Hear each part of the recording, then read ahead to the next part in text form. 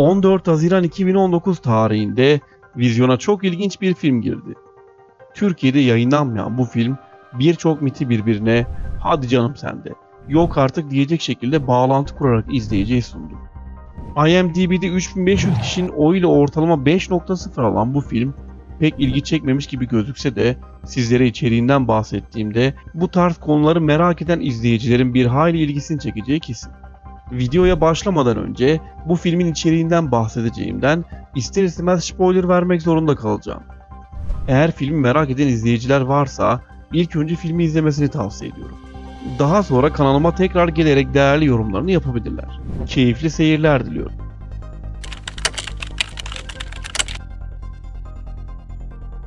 Evet, bahsedeceğim filmin ismi Iron Sky: The Comic Rise. Bu tarz filmlerin önemi aradan yıllar geçtikten sonra fark ediliyor ve insanlar bunları öğrendiklerinde bu zamana kadar neden haberimiz olmadı diye kendilerini sorguya çekiyorlar. Yakın zamanda yaşanan bir olayla alakalı örnekle konunun önemine vurgu yapalım. Bilindiği üzere 15 Nisan 2019 tarihinde Fransa'nın başkenti Paris'te yer alan Notre Dame Katedrali'nde yangın çıktı. Söz konusu yangın dünyada büyük ses getirirken sosyal medyada bir anda gündem olan bir video ortaya çıktı. iPad Got 2. Evet, video 2013 yılında yayınlanmıştı. Videonun içinde o kadar çok mesaj vardı ki gelecek tesadüflere bırakılmayacak kadar değerlidir sözünün kanıtı niteliğindeydi. Bu videonun sonunda Deccal uyanıyordu ve arkasında Notre Dame Katedrali'nin yıkılışı gösteriliyordu. Ne tesadüftür ki videodaki yıkılış şekliyle yangının olduğu zaman katedralin yıkılış şekli aynıydı. Videonun devamında dünyanın yok oluşuyla alakalı sahnelerle video son buluyordu. Bu video ve içindeki sırları internette birçok kişi işlediği için ben fazla üzerinde durmayacağım. Konumuzun önemine binaen anlatmaya çalıştığım bir örnekti. Filmimize tekrar geri dönersek, serinin 2012 yılında yayınlanan ilk filminden kısa bir özet geçelim. 1945 yılında 2. Dünya Savaşı'nın sonunda Alman bilim adamlarının Antarktika'da gizli bir merkezde icat ettikleri uzay gemilerini Ay'ın karanlık yüzüne doğru yollar. Ay'a giden grup Black Sun yani Kara Güneş isimli bir tesis kurar ve yaşamlarını burada gizlice sürdürür. Zamanı geldiğinde tekrar dünyaya gelerek burayı ele geçirmeye çalışacaklardır. Filmin konusu böyle. Bu film aslında Nazilerin Viril projesini anlatan bir filmdir. Malum sorunun akla düşeceğinden kanaatle bununla alakalı kısa bir bilgi vereyim. Viril, Nazi Almanya'sının ürettiği iddia edilen uçan daire modelidir. Almanlar 2. Dünya Savaşı'nın başında özellikle Hitler'in teşvikiyle dünyada 2. Dünya Savaşı'nda fayda sağlayacak önemli olay, buluş ve icatları araştırmak üzere bir ekip toplar. Bu ekip Ağrı Dağı yakınlarındaki bir efsaneyi araştırmak için Türkiye'ye gelir. Çevre sakinlerinin anlattığına göre etrafta uçan daire şeklinde dolaşan bir cisim Ağrı Dağı'na düşmüştü. Hemen kazı çalışmalarına başlayan ekip kısa zamanda bahsedilen uçan daireye ulaşır. Rivayete göre uçan daire havada dönmekte ve herhangi bir fiziki müdahaleye karşı çabucak tepki vermekteydi. Almanya'ya büyük bir gizlilik içerisinde götürülen uçan dairenin yapılan incelemeler altında bir Alman versiyonu üretilir. İsmi Viril olan bu insan yapımı uçan daire yüksek hızlara ulaşabilmekte ve az yakıt harcamaktaydı. Ancak manevra kabiliyeti yüksek olmadığı için savaş esnasında pek bir yararı yoktu. Daha sonra projeyi üstlenen ve çalışmaya isimlerini veren Viril adlı örgütle Viril uçan daireleri geliştirilmeye başlandı. 2. Dünya Savaşı'nın Almanlar tarafından kaybedilmesinin ardından Viril ve daha sonra üretilen Honebo isimli uçan dairelerin konfigürasyonu şeklinde üretilen bir uzay gemisi üretilir ve bu konfigürasyona Viril Odin adı verilir. Daha öncesinde Viril örgütü telepatik ilişkilerle 68 ışık yılı uzaklıkta bulunan ve Aldebaran denilen takım yıldızındaki canlılarla iletişim kurduklarını söyler. İttifak yaptıklarını ve onların üstün savaş gücünü dünyaya getirip savaşta kullanabileceklerini hükümete anlatır ve Aldebaran'a gitmek için izin isterler. Hitler ve hükümeti ise zaten yenildikleri için Viril örgütüne izin verir. Çeşitli rivayetlere göre Viril Odin uzay gemisi 25 yıl süren yolculuğunu tamamlar ve Aldebaran'a ulaşır. Geride kalan Naziler ise büyük çoğunluğu gençler ve mühendislerden oluşan kısım Ay'ın karanlık yüzüne gider ve burada bir üs kurarlar. Bu konuyu merak edenler internetten daha geniş çaplı bir araştırma yapabilirler. Filmin sonunda dünyadaki devlet başkanları büyük bir tartışma içerisine girer ve sonuç olarak dünya nükleer bir savaşa maruz kalır ve yaşanmaz bir hale gelir. İnsan ırkının ne olduğu ve diğer sırlarsa 7 yıl sonra vizyona girecek ikinci filme saklanmıştır. İki film arasındaki zaman ne kadar da uzun, öyle değil mi? Gelelim videomuzun da konusu olan serinin ikinci filmine. Yine bu filmin konusuyla alakalı kısa bir özetle başlayalım. Iron Sky The Coming Rise, insanlığı kurtarmak için savaşmak zorunda kalan bir topluluğa odaklanıyor. Nükleer savaş sonrası yaşanmaz bir hale gelen dünyada insanlığın son sığınağı Nazilerin Ay'daki üssüdür. Ancak burada da yaşam insanlar için pek iyi değildir. Yaşam koşullarının gittikçe daha kötü bir hal alması insanları yeni bir arayışa sürükler. İnsanlar son çare dünyanın merkezinde bulunan gizli bir şehre yerleşmeye karar verir. Tam da bu sırada beklenmedik bir durumla karşı karşıya kalırlar. İnsanlığın kurtulması için öncelikle karşılarına çıkan Viril'in öncüsü olduğu şekil değiştirebilen sürüngenler ırkı ve onların dinozor ordusu ile savaşmak zorunda kalır.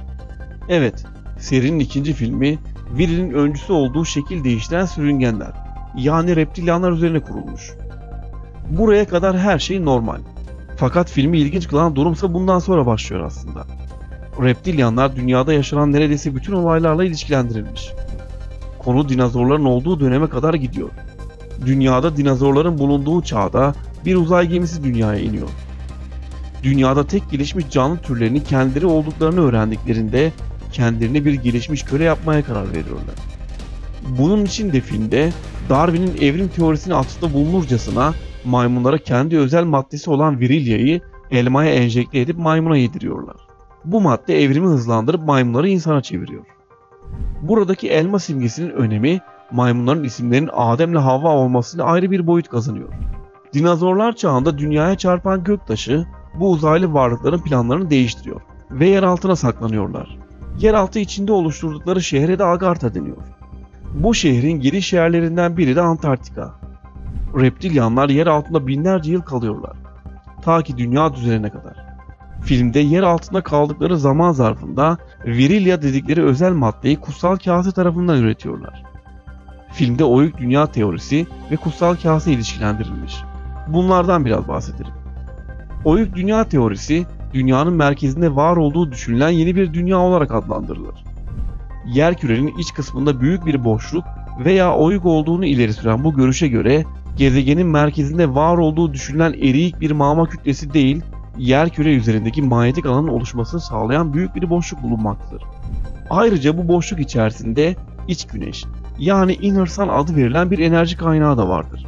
Bu teorinin var olduğunu savunduğu boşluğa giriş için belli mağaralar veya tüneller var olup en geniş giriş noktaları dünyanın kuzey ve güney kutup bölgelerindedir. Filmde ise enerji kaynağını oluşturan şeyin kutsal kase olduğundan bahsetmiştim. Kutsal kase ile ilgili teorilerden biri de ölümsüzlüğü simgeliyor oluştu.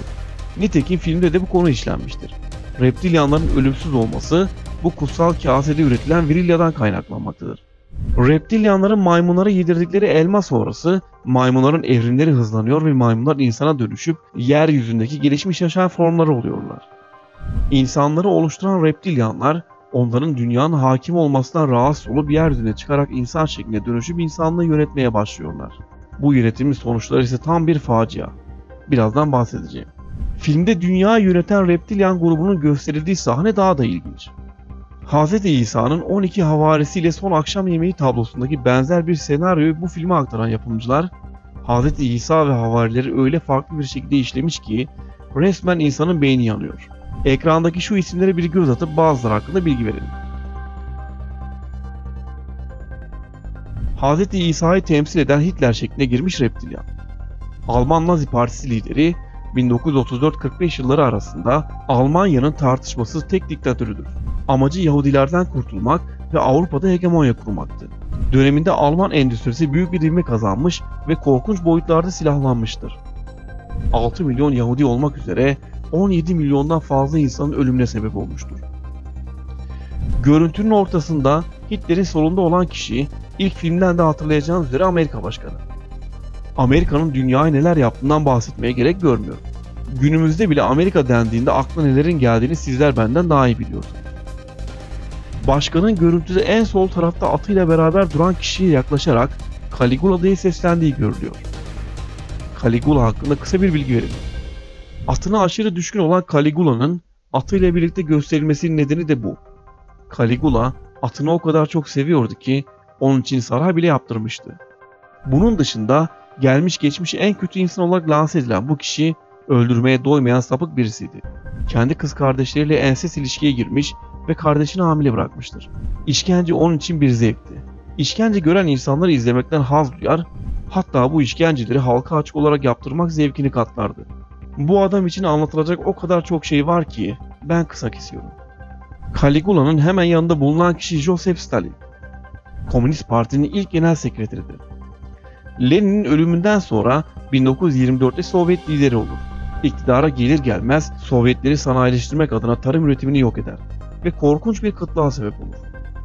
Ukrayna'da açlıktan öldürdüğü insan sayısı 10 milyondan fazladır.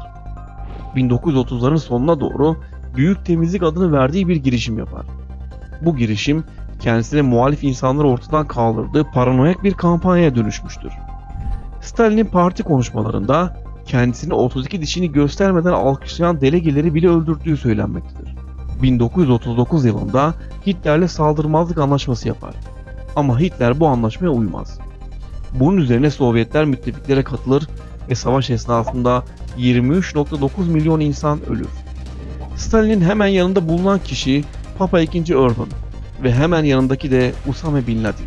Haçlılar ve cihatçılar olarak tanıtılan toplulukların başında bulunan kişilerin yüzyıllar boyunca aynı ideolojiler için insanların ölmesine katkıda bulunduklarından bahsediliyor. Görüntünün ortasında Hitler'in sağında duran kişi ise Mark Zuckerberg, Facebook'un kurucusu. Mark için Amerika Başkanı'nın söylediği sözler de oldukça dikkat çekiciydi. Sosyal medya sayesinde insanların ilgisini bir yere çekmeyi başardığını ve seçimlerde Amerikan Başkanı olarak seçilmesinde çok yardımcı olduğunu söylemesi de ilginçti. Bilindiği üzere Facebook, Cambridge Analytica skandalıyla seçim manipülasyonu yapmış ve oyların Trump lehine sonuçlanmasına yol açmıştı. 50 milyon insanın bu olaydan etkilendiği söyleniyor. Şirketin CEO'su da bunu doğrular nitelikte Trump'ın seçilmesinde önemli rol oynadığı ifadesini kullanmıştı. Günümüzde sosyal medya araçları insanları öldürmese de önemli bir yönlendirici konumundadır. Moğol İmparatoru Cengiz Han. Tarihçiler açısından büyük tartışma konularından biri de Cengiz Han döneminde Moğolların gerçekten kaç kişiyi öldürdüğüdür. Birçok tarihçi bu rakamın yaklaşık 40 milyon olduğunu ifade ediyor. Tarihi kayıtlarda Cengiz Kağan zamanında Çin nüfusunun onlarca milyon insan düştüğü gözüküyor. Harizmi İmparatorluğu'na yaptığı seferde ise imparatorluk nüfusunun 3'ü hayatını kaybetti. Toplamda ise Moğol saldırılarının dünya nüfusunun %11'ini öldürdüğü kabul ediliyor. Bugün aynı orana ulaşmak için yaklaşık 770 milyon insanı öldürmek gerekiyor. Idi Amin. Uganda kasaba olarak adlandırılan bu kişi iktidara geldiği andan ülkesinden kaçtığı zamana kadar 400 bin insanın ölümünden sorumlu olduğu söylenmekte. Mao Zedong. Çin Komünist Devrimi lideri iktidarının ilk 5 yılında 5 milyondan fazla insanı idam ederek veya işçi kamplarına göndererek öldürdü. İleri Büyük Atılım ve Kültür Devrimi adını verdiği 2 adet sosyal programı vardı. Birinci hedefi Çin'i süratle endüstriyelleştirmek. Bu programların uygulama safhasında 20 milyondan fazla insan açlıktan öldü. Sonrasında Sosyalist Eğitim Hamlesi adı altında kendisine muhalif entelektüelleri öldürmeye başladı. Bu program sonucunda 4 ila 7 milyon arasında insan öldü. 100 Çiçek Harekatı'yla 30 milyon insanın birkaç ay içinde açlıktan ölmesine neden oldu. Katlettiği insan sayısı 50 milyondan fazladır. İnsanlık tarihinin en kanlı diktatörüdür. Film dünyayı yöneten reptilyan grubunun insanları yönetmek için bir katliam yapmaktan çekinmeyeceğini anlatmaya çalışmıştır. Ayrıca kısa bir sahnede Putin'in de reptilyan olduğunu belirtmişlerdir. Filmde dinle alakalı ilginç bir sahne daha vardı. Dinlerin kapalı bir sistem olduğu, insanların belli kalıpların içerisine sokularak kontrol edildiği bir şey olarak anlatılıyordu. Bunun için kullandıkları örnek daha da ilginç. Apple. Evet, filmde Steve Jobs dini olarak atıfta bulunan dine Apple'ın kapalı ekosisteminden komik örnekler verilerek devam ediliyordu. Bir nevi dinlerle dalga geçilerek dinlerin gereksiz bir olgu olduğu düşüncesi empoze ediliyordu. Her filmin sonunda olduğu gibi bu filmde de yine insanlık kazanıyor. Fakat film ince mesajlarla izleyicinin beynine müdahale etmekte geri kalmıyor. Dinin kurgu olduğu, insanlığın Allah tarafından yaratılmadığı ve insanların uzaylı varlıklar tarafından maymunlardan evrildiğini, katliamların ve işkencelerin bir kural dahilinde yapıldığını ve buna benzer birçok mesajla insanın beynini yıkamaya çalıştığı aşikar. Film kendini komplo teorilerinden esinlenilmiş, karanlık bir bilim kurgu komedisidir diye adlandırmış. Fakat film içeriği ve bahsettiğimiz konular bize hiç komik gelmedi. Sizlerin de bu konu hakkındaki görüşlerini yorum kısmında okumak isterim. Bir sonraki videoda görüşmek dileğiyle.